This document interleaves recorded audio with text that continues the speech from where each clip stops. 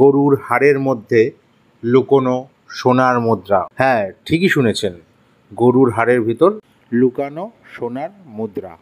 2003 সালে আগস্টে ইংল্যান্ডের নরফোক অঞ্চলে এক খনন কার্য চালানো হয়।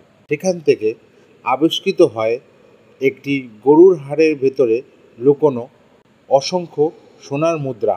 এই মুদ্রাগুলি প্রায় 2000 বছর আগের। এই মুদ্রাগুলি তৈরি করেছিল অ্যাম্বিয়ানি একটি গোষ্ঠী। সেই সময় এই অ্যাম্বিয়ানি গোষ্ঠী বাস করত উত্তর ফ্রান্স অঞ্চলে।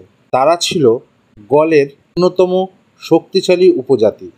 রোমান সম্রাট জুলিয়াস সিজারের সেনাবাহিনীর বিরুদ্ধে সংগ্রামে যুক্ত ছিল তারা। তারা সম্পদ লুকোনোর জন্য নানা রকম কৌশল অবলম্বন করত। হাড়ের ভিতরে মুদ্রা লুকিয়ে রাখার হয়তো সেরকমই একটি কৌশল। এরকম আরও নতুন নতুন ভিডিও পেতে আমাদের চ্যানেল সাবস্ক্রাইব করুন। ধন্যবাদ।